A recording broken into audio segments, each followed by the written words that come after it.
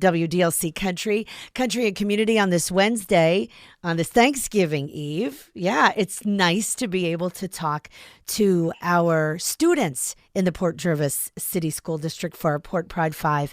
And this morning I have with me, she's one of our seniors. Her name is Amia Summons. She's a senior at Port Jervis High School. And it is Wednesday after all. Do you have school today, Amia? No, we actually started break. Oh, thank you then for getting up on your day off to speak with me. I appreciate that. That's a big deal. Sure. Well, happy Thanksgiving Eve and good morning, and thank you. Yeah, thanks for taking the time to have available for me. So I've been informed a little bit about your background. First of all, what jumped out is you want to get into broadcasting and communications. So tell me a little bit about why you want to do this, because I'm fascinated with it. I always found that I'm a very good communicator. Mm-hmm. Like, no matter reading, writing, some way, somehow, I know that I'm capable of getting my point across and getting it across exactly how I want it to and in an understandable manner. And when it came to deciding a major in college, I actually, there's a guidance counselor here, Kathy Lane, Mm-hmm. and daughter went into that field, and she was just such an inspiration, and her passion and drive for the field made me think, like, it's not just something you see on TV. You can be a part of what you're seeing. And I really just wanted to take my skill of communicating and writing into a field where I know I will succeed no matter what. And it's true. There's so many different facets of broadcasting, of communications, all different kinds of medium. It's not just radio and TV and film. There's just so much more. And opportunities are endless. You hear from folks go, why are you in radio? It's a dying industry. And I'm like, well, look at me. I'm still here.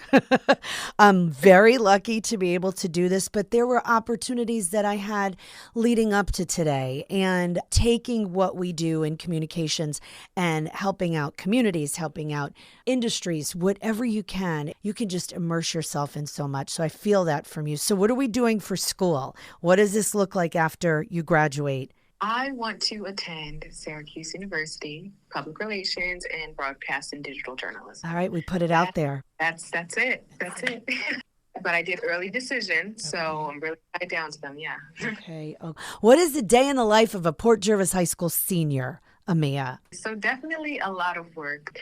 I spend a lot of time, doing my schoolwork, but I also spend a lot of time focusing on how to build the Port Jervis community.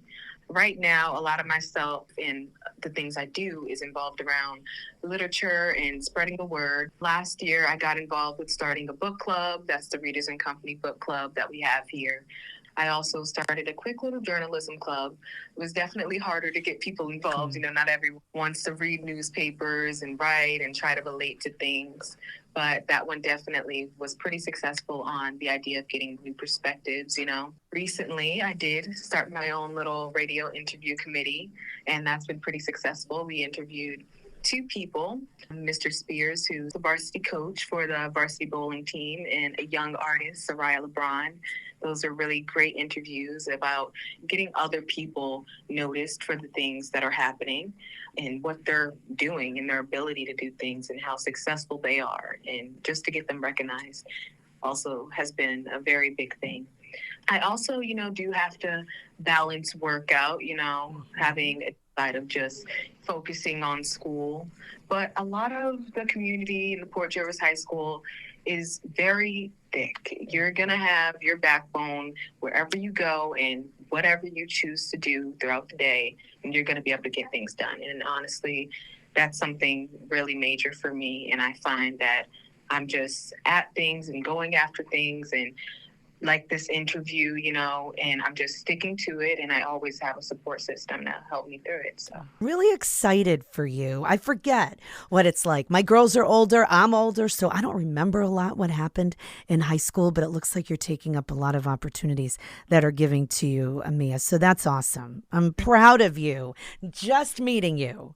So listen, before I let you go, is there anything else you'd like to share with all of us here at WDLC? I guess something I would like to share is that for anyone listening, just always take in the fact that it's best for your livelihood to take in new perspectives.